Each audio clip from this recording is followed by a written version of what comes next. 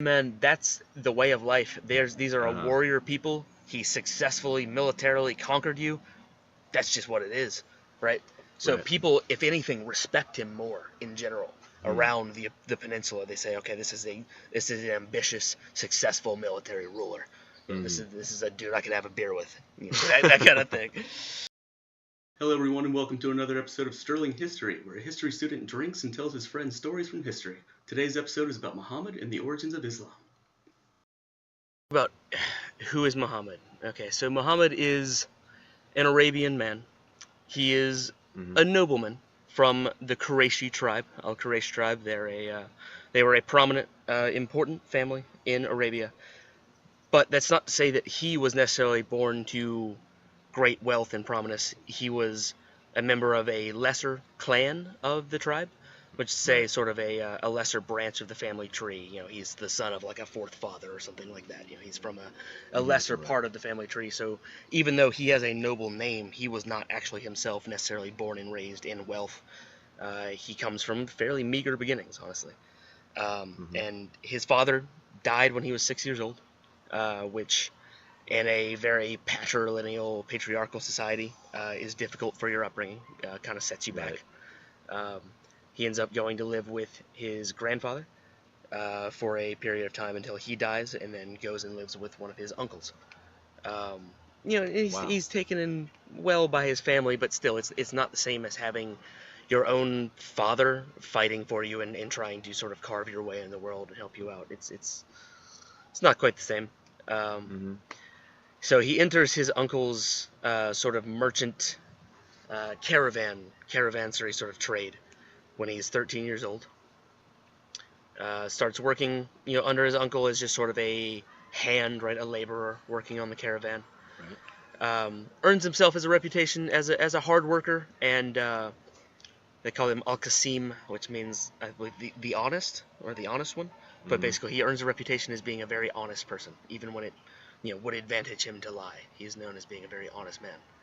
Right. Um, Right. And how much of his family relation to his uncle played a role in his how quickly he moved up? Did he did he work hard and work his way up and build the character needed, or was it kind of family head start? Your uncle's in charge, so how do I say this? Certainly, he was part of a family business, and it is likely that he was a beneficiary of nepotism. Mm. At the same time, though, all accounts from people who met him and knew him during that time were that he was indeed a hard worker, a smart dude, a good guy, and Right. he just had a good head on his shoulders and was a smart worker, and was an honest person, almost to a fault. Um, Hmm. and so it really, yes, certainly he comes from a family that has a family business to put him in. You know what I mean? But at the same time, it does seem like he was sort of an able heir of that sort of position and was not Right. squandering his position. Hmm. Okay. So he's in the caravan. He's working for his uncle, and this is I've heard that broadly that Muhammad was a tradesman, a merchant Mm-hmm. of sorts. Mm-hmm. Is this kind of where he got his background in that? Is this his leg Yes. in? So this is where he began, was working for his family's business, working for their trading goods up and down the Arabian Peninsula. Um, though I think it's interesting to note during this time period, the way that economy works, being a tradesman, right, running a caravan is also equivalent to sort of being a raider in a sense. It is Hmm. not simply moving goods from one place to another. It's moving goods place to another while defending yourself from robbers who are trying to raid your caravan, and also raiding any other weaker caravans you happen to come across to pick up their goods to add to your harvest, so that when you get someplace that you can sell goods, that you have more to sell. And Right. so during this time period, he not only proved himself a shrewd merchant, he also proved himself an able military leader, and leading Hmm. the members of his caravan in raids against other caravans, and also protecting himself from raids against other caravans.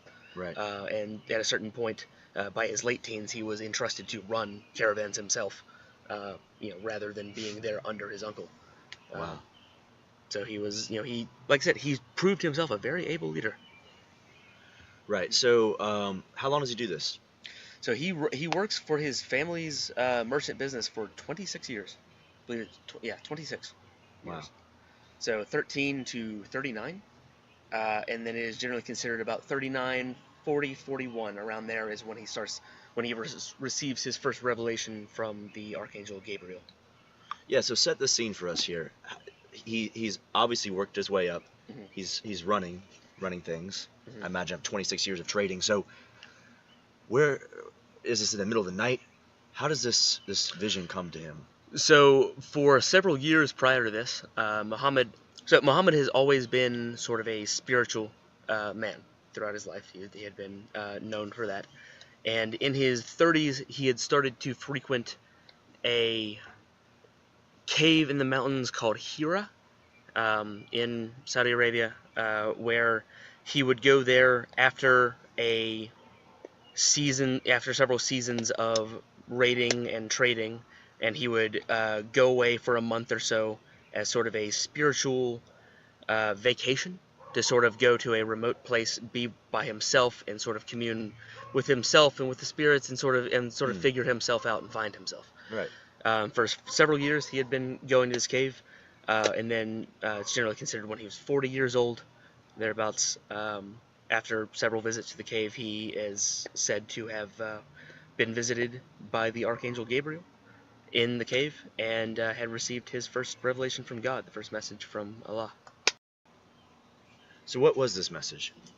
So the first revelation that Muhammad receives from Allah is through the Archangel Gabriel, and it's basically Gabriel presents before him the Quran completed, and this is long before the Quran was written.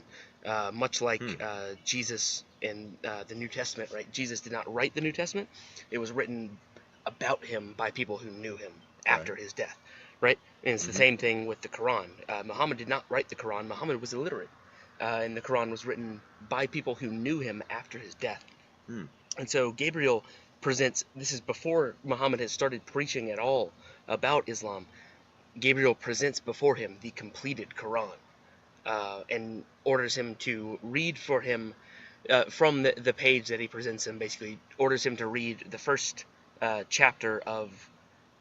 first verse of chapter 96 of the Quran, of the completed Quran, and Muhammad responds to him, I can't read, right? Because Muhammad is an illiterate man, as was very common of that time. Very few people were literate.